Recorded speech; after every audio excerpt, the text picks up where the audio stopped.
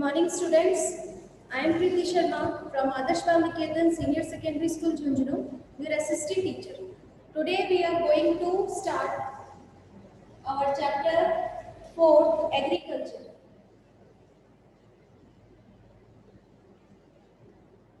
जिसको हमने mostly complete कर लिया है। अब इसमें जो नेक्स्ट टॉपिक है वो है हमारा technological and institutional reforms.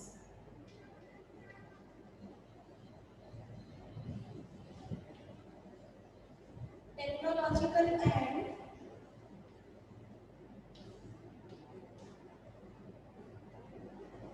institutional reforms। ठीक है, तो टेक्नोलॉजिकल और इंस्टीट्यूशनल रिफॉर्म्स क्या है?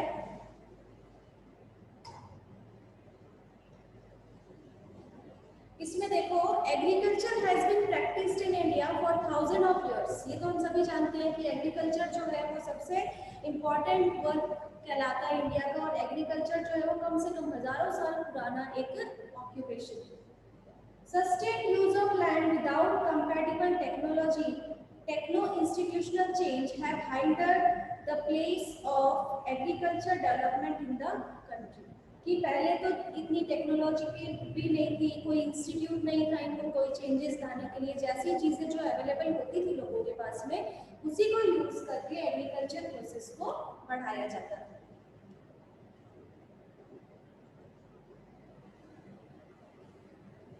So, agriculture provide livelihood to more than 60% population in India। और एग्रीकल्चर से हमारे इंडिया का जो 60% पॉपुलेशन है उनको क्या मिलता है? ऑक्यूपेशन मिलता है, रोजगार मिलता है। And the government of India has initiate various technological and institutional reforms to ensure an increase in agricultural production। और गवर्नमेंट क्या कर रही है कि कैसे हम एग्रीकल्चर को इंक्रीज कर सकते हैं, एग्रीकल्चर प्रोडक्शन को इंक्रीज किया जा सकता है, उस बेसिस पर अलग अलग इंस्टीट्यूशनल अलग अलग रिफॉर्म्स यूज किए जाते हैं। ठीक है, तो सबसे पहले हम देखेंगे टेक्नोलॉजिकल रिफॉर्म्स। टेक्नोलॉजिकल रिफॉर्म्स क्या है? फर्स्ट है the green revolution based on the use of package technology and the white revolution were some of the strategies initiated to improve Indian agriculture. Green revolution जो है technology को use करके सबसे पहले क्या किया गया? ग्रीन रिवॉल्यूशन को बढ़ाया गया। ग्रीन रिवॉल्यूशन मींस जिसके अंदर ज़्यादा से ज़्यादा क्या किया जाए? एग्रीकल्चर प्रोसेस को बढ़ाया जाए, इंक्रीज किया जाए, जिसमें जो गेहूं है, जो अनाज जो होते हैं, उनको कोई भी टेक्नोलॉजी को यूज करके क्या वो बढ़ावा मिले, ताकि हमारी जो पॉपुलेशन है उन सभी की रिक्वायरमेंट को पूरा किया जा सके। ठीक है, तो ये टेक्नोलॉजी यूज की गई किसके ऊपर? ग्रीन रिवॉल्यूशन पर। वहीं पर व्हाइट रिवॉल्यूशन जो है ये भी यूज किया गया for the production of milk और मिल्क से बनने वाले जो प्रोडक्ट हैं उनके लिए व्हाइट रिवॉल्यूशन रिफॉर्म चलाया गया। ठीक है, फिर है development of surface and ground water irrigation and rural electrification. और इसी बेसिस को ग्रीन रिवॉल्यूशन जब बढ़ाया गया तो उसमें क्या किया गया? ग्राउंड वाटर इंक्रीज किया गया, इलेक्ट्रिसिटी फैसिलिटी को इंक्रीज किया गया। ठीक है, ग्राउंड वाटर इंक्रीज किया गया for the purpose of irrigation और इलेक्ट्रिसिटी। बिना इलेक्ट्रिसिटी के क्या होगा? इरिगेशन फैसिलिटी प्रोवाइड नहीं हो पाएगी। ठीक है, इसको बढ़ावा मिला। उसके साथ थर्ड पॉइंट क्या है? Introduction of high yielding variety of seeds, chemical fertilizer, insecticide, pesticides का यूज किया गया। HYP सीड्स, केमिकल फर्टिलाइजर्स, इन सब का यूज मेन पर्पस क्या था? इन सब का यूज करने का for the purpose of increase in agriculture reforms. Agriculture को इंक्रीज करना कि हम कैसे एग्रीकल्चर के प्रोडक्शन को इंक्रीज कर सकते हैं, तो उसके लिए HYP सीड्स यूज किए गए, chemical fertilizers, pesticides for the increase of production of agriculture. Special weather bullet and agriculture programs, उसके लिए लोगों को जागरूक करने के लिए उनके अलग अलग रिफॉर्म्स यूज किए गए। उनके लिए क्या क्या किया गया? एक तो एग्रीकल्चर प्रोग्राम चलाए जाते थे, for farmers were introduced on, और उसके लिए किसमें चलाए जाते थे कि पहले तो ये टेलीविजन वगैरह कुछ होता नहीं था, लोग रेडियो वगैरह सुनते थे और उसी में क्या होता था, अलग अलग रिफॉर्म्स चलाए जाते थे उनको जागरूक करने के लिए कि कैसे हम अपने एग्रीकल्चर प्रोडक्शन को बढ़ा सकते हैं, इंक्रीज कर सकते हैं। उसके लिए हमें क्या करना होगा, कैसे सीड्स यूज किया जाना चाहिए, कैसे पेस्टिसाइड्स यूज किया जाना चाहिए, तो उसके लिए अलग अलग रिफॉर्म्स चलाए गए on radio television to equip farmer with modern farm technology. यानी कि इन सब का यूज करके लोग, गवर्नमेंट जो थी वो क्या चाहती थी कि लोग जो है, जो फार्मर्स है वो मॉडर्न टेक्नोलॉजी से जुड़ सके। ठीक है, फार्मर्स जो है वो किससे कनेक्ट हो सके, मॉडर्न टेक्नोलॉजी से। ठीक है, और मॉडर्न टेक्नोलॉजी से जुड़ने का मतलब क्या था, मेन पर्पस क्या था, प्रोडक्शन को इंक्रीज करना। जो हमारा एग्रीकल्चर प्रोडक्ट है उसको क्या करना, इंक्रीज करना, क्योंकि पॉपुलेशन जो थी वो क्या होती जा रही है, इंक्रीज होती जा रही है। तो अकॉर्डिंग टू पॉपुलेशन, प्रोडक्शन को इंक्रीज करने के लिए मॉडर्न टेक्नोलॉजी का यूज किया गया, जिसमें अलग अलग रिफॉर्म्स चलाए गए। ग्रीन रिवॉल्यूशन, व्हाइट रिवॉल्यूशन उसी का ही एक पार्ट है, और ग्रीन रिवॉल्यूशन, व्हाइट रिवॉल्यूशन उसी का ही एक पार्ट है, जिसमें ग्राउंड वाटर इंक्रीज करना मेन पर्पस था for the irrigation method, electricity generate करना इन रूरल एरियाज, जो अर्बन नहीं बल्कि रूरल एरियाज में इलेक्ट्रिसिटी जनरेट करना, जहाँ पर क्या किया जा सके इरिगेशन फैसिलिटी को आगे बढ़ाया जा सके। आगे समझ में। नेक्स्ट है हमारा introduction of modern farming tools and equipment like power tiller, tractor, harvester. Modern farming tools, technology तक तो ठीक है, यहाँ तक तो आ गया कि इलेक्ट्रिसिटी जनरेट करना, इरिगेशन मेथड यूज करना है, लेकिन अब क्या है कि टूल्स यूज करना। कौन कौन से एग्रीकल्चर टूल्स जो है उनका यूज किया जाएगा, एग्रीकल्चर टूल्स जो है उनका यूज किया जाएगा, जैसे कि ट्रैक्टर, हार्वेस्टर, इन सब का यूज होगा। ठीक है, पहले क्या होता था, बैलगाड़ी वगैरह होती थी, उसी पे ही जो वो जोड़कर और फिर जो खेत को है उसमें बीज वगैरह डाल दिए जाते थे। कटाई के लिए भी लोग किसी मजदूर को नहीं बल्कि घर के ही लोग मिलकर उस काम को पूरा करते थे। तो एग्रीकल्चर टूल्स के अंदर हमारा ट्रैक्टर, हार्वेस्टर आता है, जिसके लोग जो क्या कर सके, इसमें मॉडर्न टेक्नोलॉजी से, मॉडर्न फार्मिंग मेथड से कनेक्ट हो सके। फिर in the 1980s 90s a comprehensive land development program was initiated which include both institutional and technological reforms। यहाँ तक तो जो भी चीजें हम देख रहे थे ये सारी चीजें क्या थी, टेक्नोलॉजिकल। अब इसके अंदर लोगों को जोड़ा गया इंस्टीट्यूशनल रिफॉर्म्स। इंस्टीट्यूशनल रिफॉर्म्स कौन कौन से हैं वो हम देखते हैं कि collectivisation, solidisation and land holding, cooperation etc. were given priority by government after independence, जिसमें लोग क्या करेंगे, एक दूसरे को कोऑपरेट करेंगे, यानी कि सब लोग मिलकर काम करेंगे। खेत के अंदर जो जिसका भी जो फील्ड है उसमें क्या होंगे, आसपास के जो लोग होंगे वो हेल्प करेंगे एक दूसरे को।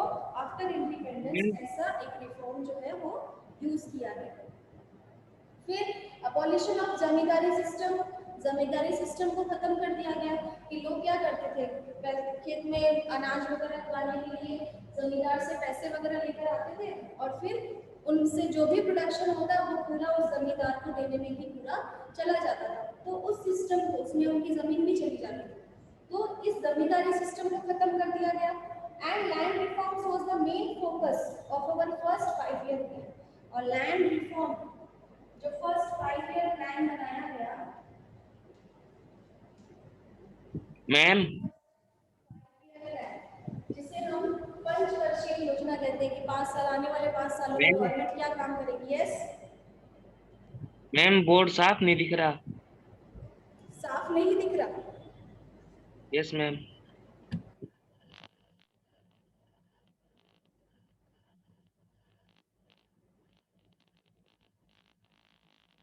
अभी मैम अभी भी नहीं दिख रहा। नेट नहीं चल रहा। इसका नहीं चल रहा है, यहाँ तो चल रहा है बिना नेट और इसमें पूरा क्लियर दिख रहा है। मैडम दीपक का नेट नहीं चल रहा। 128 kbps की स्पीड पे है।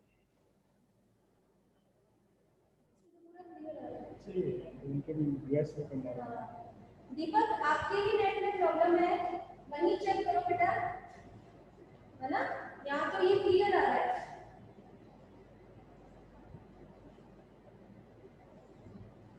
सो 1980s और 90s में जो फर्स्ट 5 ईयर प्लान बनाए गए, उसके बाद में क्या किया गया, जमींदारी सिस्टम जो है उसको अबॉलिश किया गया, उसको खत्म कर दिया गया।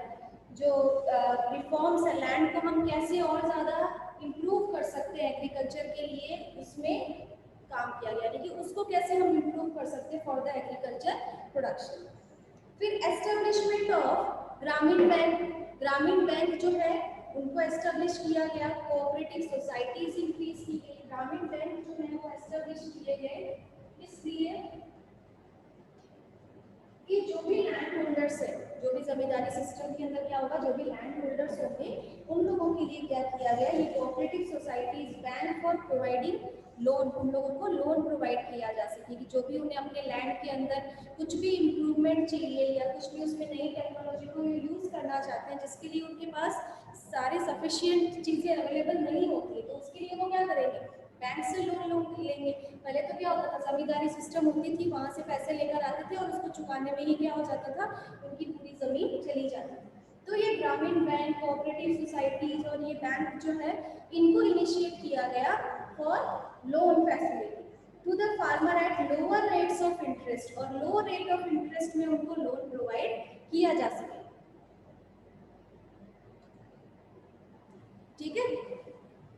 फिर नेक्स्ट है provision for crop insurance after drought, flood, cyclone, fire and disease, यानी कि उसके बाद में इसमें क्या फैसिलिटी प्रोवाइड की गई गवर्नमेंट के द्वारा कि जो भी फ्लड होगा, किसी तरह की कोई बीमारी फैलेगी या कोई साइक्लोन आ गया या कोई अकाल पड़ गया, ऐसी स्थिति में भी क्या होगा, गवर्नमेंट जो है वो क्रॉप इंश्योरेंस देगी उनको,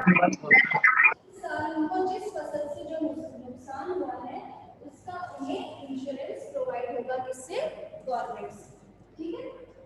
नेक्स्ट है the government also announce minimum support price MSP and remunerative and procurement price for important crop to check the exploitation of farmer by speculator middlemen, कि जो भी क्रॉप वो ग्रो कर रहे हैं उनसे वो सही रेट में, यानी क्या होता है, क्या उनसे जो खरीद की जाती है मार्केट में, क्या होता है, उनसे कम पैसे में खरीद लिया जाता है और उसे बहुत हाई प्राइस में उसको सेल किया जाता है।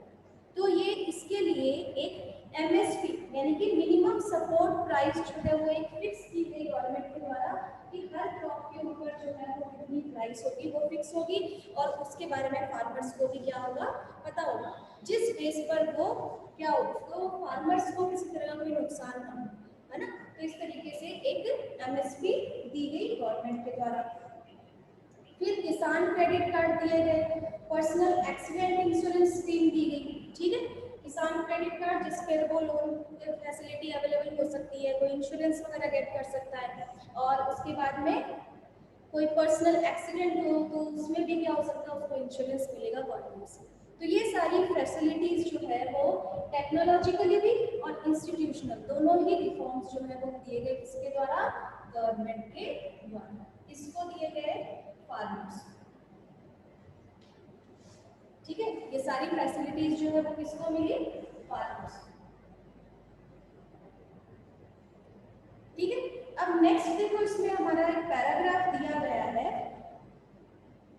वो है भूम दान और ग्राम दान। ये क्या चीज है, इसको देखते हैं।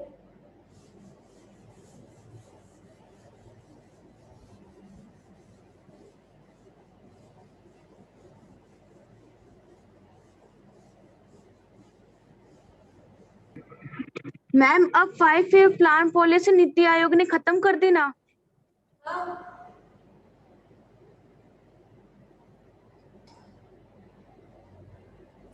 अब नेक्स्ट है भूम दान है ग्राम दान। भूम दान है, मैम यस,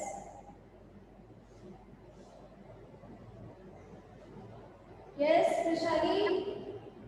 मैम अब 5 year plan policy NITI Aayog ने खत्म कर दी ना। हाँ अब नहीं है ये लेकिन इसमें दिया गया है कि जो 1980s 90s आफ्टर मतलब इंडिपेंडेंस जो है वो न्यू पॉलिसीज चलाई गई फॉर एग्रीकल्चर के लिए। उसमें बताया था मैंने आपको कि जो 5 ईयर प्लान बनाए जाते थे उसमें पहले से ही क्या होता था, डिसाइडेड होता था कि नेक्स्ट 5 ईयर जो है वो गवर्नमेंट फार्मर्स के लिए क्या काम करेगी। ठीक है। Yes ma'am. So Mahatma Gandhi declared Vinoba Bhave as his spiritual higher. He also participated in Satyagraha as one of the foremost Satyagrahis.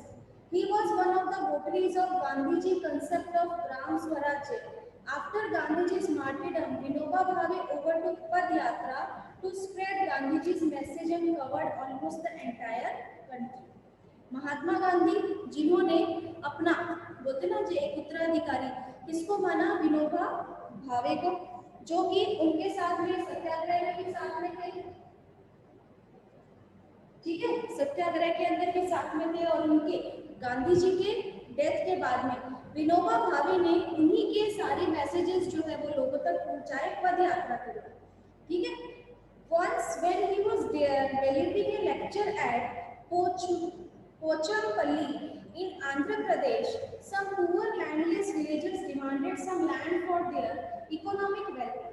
कि जब विनोबा भावे एक बार आंध्र प्रदेश के अंदर एक भाषण दे रहे थे, अपना एक मैसेज जो है वो गांधी जी का लोगों तक पहुंचा रहे थे, उस वक्त वहां पर कुछ विलेजर्स आए जिनके पास जमीन नहीं थी और वो अपने आप को इम्प्रूव करने के लिए उनसे क्या चाहते थे, जमीन का कुछ हिस्सा चाहते थे।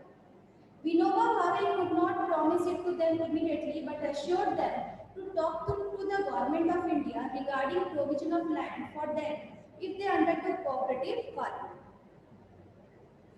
कि इसमें विनोबा भावे ने उन लोगों से प्रॉमिस तो नहीं किया, लेकिन उन्हें क्या किया, एक आश्वासन दिया कि वो गवर्नमेंट से बात करेंगे कि उनके लिए कुछ जमीन का जो है वो इंतजाम किया जाए जिसमें कोऑपरेटिव फार्मिंग में उन लोगों का सहयोग हो सके। Suddenly, Sri Ramchandra Reddy stood up and offered 80 acres of land to be distributed among 80 landless villagers. उसी वक्त श्री रामचंद्र रेड्डी जो कि खड़े हुए और उन्होंने अपनी 80 एकड़ जमीन जो है वो उन्हीं 80 लोगों के अंदर बांट दी जिनके पास जमीन नहीं थी। And this act was known as, और इस एक्ट को क्या कहा जाता है, भूमदान कहा जाता है। भूमि दान जिसे हम कहते हैं ना, भूमि का दान करना। ये किसने किया था, श्री रामचंद्र रेड्डी ने।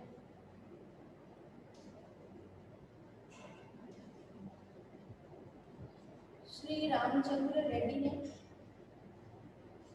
कितनी जमीन दान की थी इन्होंने, 80 एकड़ जमीन, और कितने लोगों में, 80 लैंडलेस विलेजर्स, 80 लैंडलेस विलेजर्स में इन्होंने अपनी जमीन दान कर। ठीक है। और इसी एक्ट को क्या कहा जाता है, भूमदान एक्ट कहा जाता है। ये एक्ट कौन सा है, भूमदान, जिसे भूमि दान भी कहा जाता है। So later he traveled and introduced his ideas widely all over India. Some zamindars, owners of many villages, offered to distribute some villages among the landless. It is known as Gram Dan. यानी कि कुछ जमींदार, इनके बाद में कुछ जमींदार आए और वो अपनी जमीन दान कर, यानी कि जिनके पास रहने के लिए जगह नहीं, उन्हें पूरा क्या किया, गांव का जो गांव है वो रहने के लिए जगह दी, और इस एक्ट को कहा जाता है ग्राम दान। ठीक है, ग्राम दान। However, many landowners choose to provide some part of their land to the poor farmer due to fear of land sealing act. और ऐसा क्यों किया गया, क्योंकि गवर्नमेंट जो जिनके नाम पर कोई जमीन नहीं है उसको क्या करती है, गवर्नमेंट सील करती है। तो उसी के अकॉर्डिंग क्या किया लोगों ने, उसी डर से लोग जो जिनके पास जमीन नहीं थी उनको दान करना शुरू कर दिया। ठीक है, तो एक तो था हमारा भूमिदान और एक हो गया ग्राम। अब नेक्स्ट आता है हमारा ग्रीन रिवॉल्यूशन। ग्रीन रिवॉल्यूशन क्या है,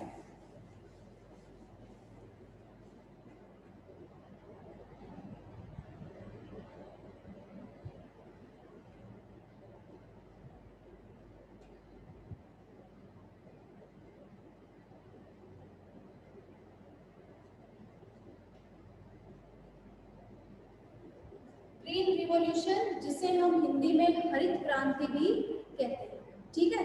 it refer to increase in crop production. इसका मेन डेफिनेशन जो है वो क्या होगा? क्रॉप प्रोडक्शन को इंक्रीज करना।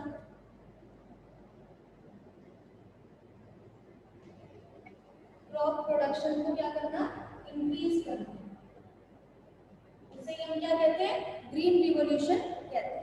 It is based on package technology which include, इसके अंदर कुछ चीजें जो कंपलसरी है इनके लिए यूज करना। तो क्या क्या चीजें हैं? फर्स्ट है हमारा HYP सीड्स, सेकेंड है केमिकल फर्टिलाइजर्स,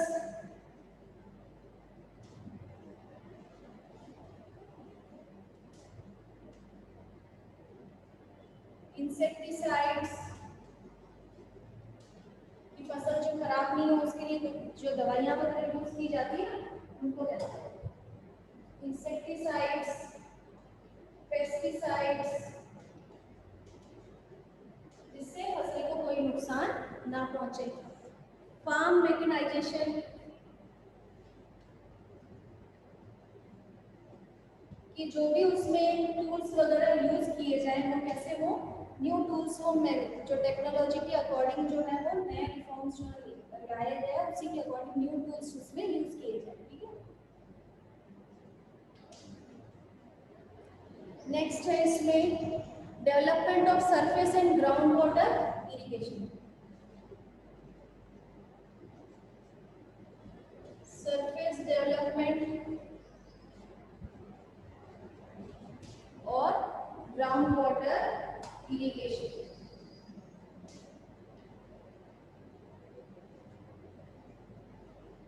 सरफेस डेवलप होगा तो उससे क्या होगा? सॉइल फर्टाइल होगी, और सॉइल फर्टाइल होगी तो क्रॉप्स जो है वो इजीली ग्रो कर सकते हैं, ठीक है। ग्राउंड वाटर इंक्रीज करना, जो इरिगेशन फैसिलिटी के लिए यूज किया जाता है। रूरल इलेक्ट्रिफिकेशन, गांव के अंदर जो इलेक्ट्रिसिटी फैसिलिटी है उसको इम्प्रूव करना।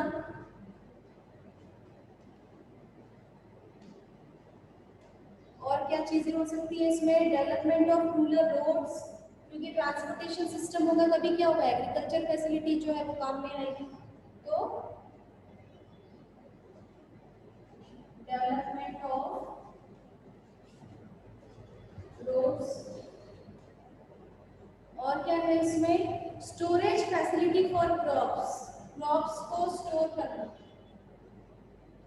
स्टोरेज फैसिलिटी इसके लिए, क्रॉप्स के लिए, ताकि क्रॉप्स को स्टोर किए करके रखा जा सके। अब इसके बाद में नेक्स्ट जो आता है वो आता है हमारा व्हाइट रिवॉल्यूशन। ये तो ग्रीन रिवॉल्यूशन जिसमें क्रॉप प्रोडक्शन किया जाता है, और नेक्स्ट है हमारा white. Ma'am yes ma'am clear नहीं दिख रहा। कैसे नहीं दिख रहा बेटा? मैम धुंधला धुंधला सा दिख रहा है। धुंधला दिख रहा है? यहाँ तो पूरा क्लियर आ रहा है। दिख रहा है क्या? No ma'am.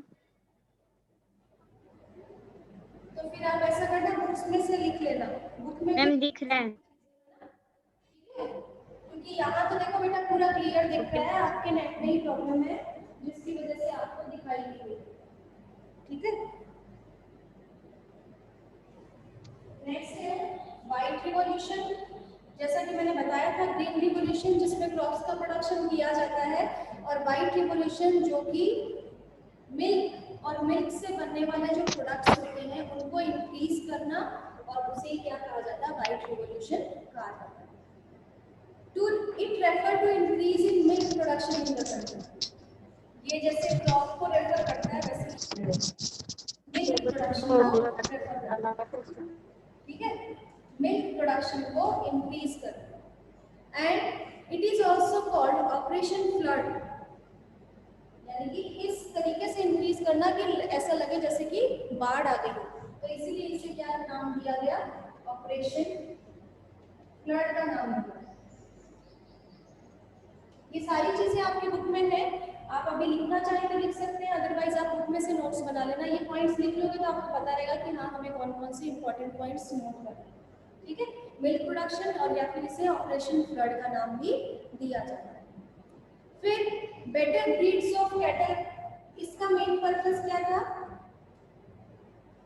Breeds of cattle, अच्छी नस्ल के जो होते हैं ना कि जानवर जिनको रखना, जिनसे ज़्यादा से ज़्यादा मिल्क का प्रोडक्शन किया जा सके, तो उसको इंट्रोड्यूस करना, उनको इंक्रीज करना। कंट्रोलिंग देयर डिजीज, उनमें कोई किसी तरह की कोई बीमारी नहीं फैले, तो उनसे होने वाली जो डिजीज है उनको कंट्रोल करना। थर्ड है प्रोवाइडिंग देम न्यूट्रियस फूड, उनको न्यूट्रियस फूड प्रोवाइड करना जिससे क्या हो सके, मिल्क जो है वो किसी तरह की कोई बीमारी वाला ना हो, तो इसीलिए उन्हें कैसा खाना दिया जाएगा, न्यूट्रियस फूड दिया जाएगा जिसमें अच्छी क्वालिटी के फूड्स जो है उनको प्रोवाइड करें। ठीक है, तो ये है हमारा ग्रीन और वाइट रिवॉल्यूशन। अब इसके बाद में जो नेक्स्ट टॉपिक है वो है contribution of agriculture to the national economy, employment and output. की जो कंट्रीब्यूशन है एग्रीकल्चर का वो क्या है, यानी कि कितना कंट्रीब्यूशन होता है एग्रीकल्चर का हमारे देश की इकोनॉमी को इंक्रीज करने में। इकोनॉमी कैसे इंक्रीज होगी एग्रीकल्चर से, उसके बारे में हम पढ़ेंगे। ठीक है, ये हमारी जो इकोनॉमी है वो उसको एग्रीकल्चर कैसे इफेक्ट करती है, एग्रीकल्चर से हमारे देश की जो इकोनॉमी है उसके ऊपर उसका क्या असर होता है। मैम बुक में तो ग्रीन और व्हाइट रिवॉल्यूशन है ही नहीं। है सानिया मैम?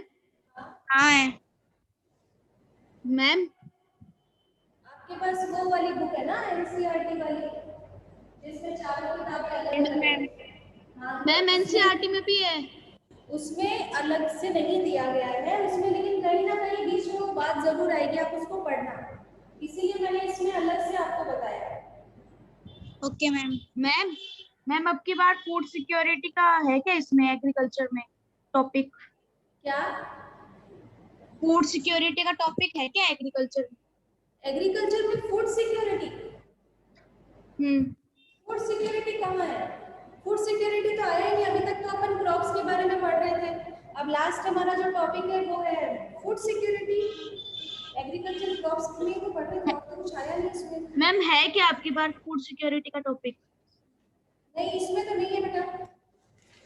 हाँ मैम बुक में तो है एनसीईआरटी मैम। पे भी नहीं है।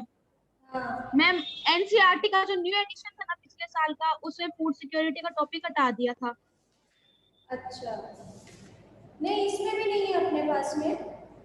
अब लास्ट तो जो फिर मैं टॉपिक है वो है कंट्रीब्यूशन ऑफ एग्रीकल्चर, कि एग्रीकल्चर से क्या कंट्रीब्यूशन होता है हमारे देश की इकोनॉमी को। फिर गवर्नमेंट ने कौन कौन से स्टेप्स टेकन किए हैं, फार्मर्स को क्या प्रॉब्लम होती है एग्रीकल्चर में, और उसको रोकने के क्या क्या इम्पैक्ट्स हैं। बस ये 2-3 लास्ट टॉपिक है, उसके बाद में ये चैप्टर जो है वो हमारा खत्म हो जाएगा। ठीक है, ओके। और थर्ड चैप्टर तक मुझे लगता है आप लोगों ने काम कर लिया होगा सबने, तो आप लोगों की नोटबुक मेरे पास आई नहीं है, वो आप कल तक सबमिट कर देना। सो नेक्स्ट टॉपिक है हमारा contribution of agriculture to the national economy and output, कि क्या कंट्रीब्यूशन है एग्रीकल्चर।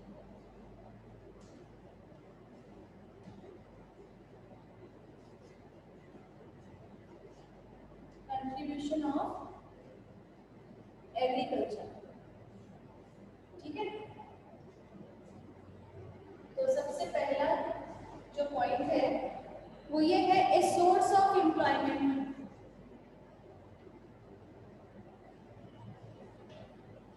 इससे क्या होता है, लोगों को एम्प्लॉयमेंट मिलता है। ठीक है, एग्रीकल्चर जो है उससे क्या होगा, लोगों को रोजगार मिलेगा, तो इसे एक सोर्स ऑफ एम्प्लॉयमेंट माना गया है। दूसरी चीज क्या है, contribution is in gross domestic product. इसका कंट्रीब्यूशन होता है इसमें contribution in GDP, gross domestic product. वो कैसे होता है कि agriculture and allied activities contribute significantly to the gross domestic product in India. 1951 में कंट्रीब्यूशन ऑफ एग्रीकल्चर, 1951 में जो जीडीपी है उसका कितना प्रोडक्शन जाता था एग्रीकल्चर से? 55.11%। On the basis of prices of 1993 to 94, और ये धीरे धीरे डाउन आने लगा, कहाँ? 44.26, ये कम हो गया 44.26। क्यों कम हुआ? Because of increase in the population. 2007-8 ये कंट्रीब्यूशन हुआ कितना? 17.8%। 2015-16 में यह आ गया 15.35%। The reason for this decline is rapid industrialization developments and secondary, यानी कि ये जो हम देख रहे हैं कि जीडीपी हमारा एग्रीकल्चर से जो इंक्रीज था बहुत ज्यादा, वो धीरे धीरे डाउन होता हुआ 17 पॉइंट समथिंग पर आ चुका है। तो इसके कम होने का मेन रीजन क्या है कि लोग जो है वो एग्रीकल्चर से ज्यादा सेकेंडरी और टर्शरी सेक्टर में, यानी कि इंडस्ट्रियलाइजेशन सेक्टर में लोग जो है वो ज्यादा काम कर रहे हैं। ठीक है, इसका एक चार्ट भी दिया गया है आपके बुक के अंदर, आप देखना कि जो इकोनॉमिक सर्वे किया गया है उसके अकॉर्डिंग एग्रीकल्चर का 2013-14 में 4.2%, 14-15 में 0.2 और 15-16 में 1.1%। इंडस्ट्री का बढ़ता हुआ है 7.3 2015-16 में। ठीक है, तो इसको आप देखें। फिर उसके बाद में मैम अभी परसेंट टाइम में जीडीपी कितना है एग्रीकल्चर का? क्या चीज? जीडीपी प्रेजेंट टाइम में प्रेजेंट टाइम में एग्रीकल्चर कितना शेयर करता है? कितना शेयर करती है? अभी तो देखो इस अपनी बुक के अकॉर्डिंग तो 15-16 तक का ही दिया हुआ है, जो कि 17 पॉइंट समथिंग है ना।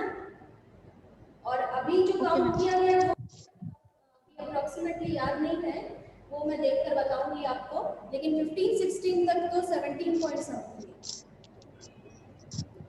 ठीक है, नेक्स्ट है contribution in international trade. Third जो पॉइंट है वो है इंटरनेशनल ट्रेड को बढ़ावा देना।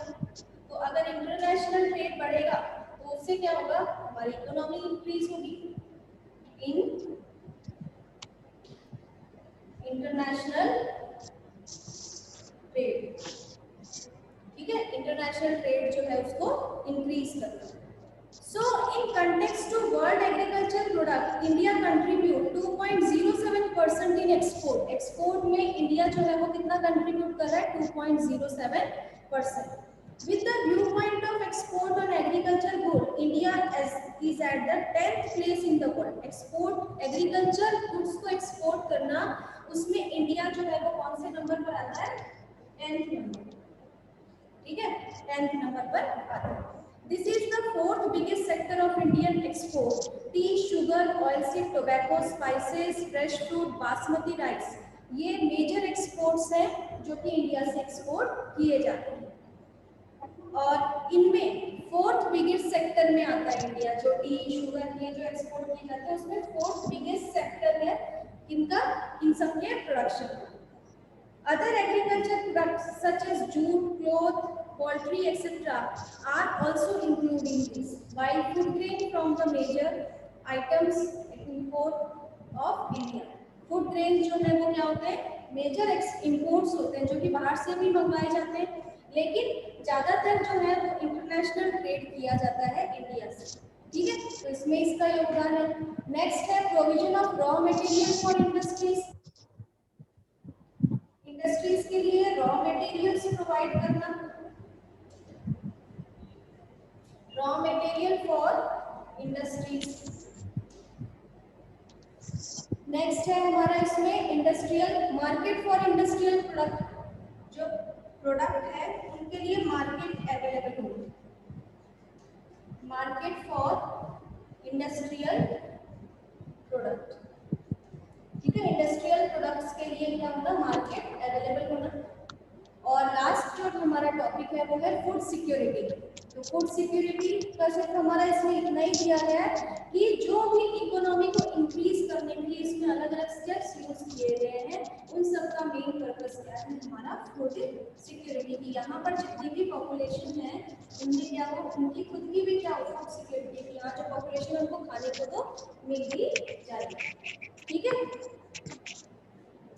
तो ये हमारा टॉपिक यहाँ कंप्लीट होता है। कल हम पढ़ेंगे steps taken by government to modernize agriculture. Agriculture को इंक्रीज करने के लिए गवर्नमेंट ने कौन कौन से स्टेप्स लिए। तो यहाँ तक किसी को कोई डाउट है?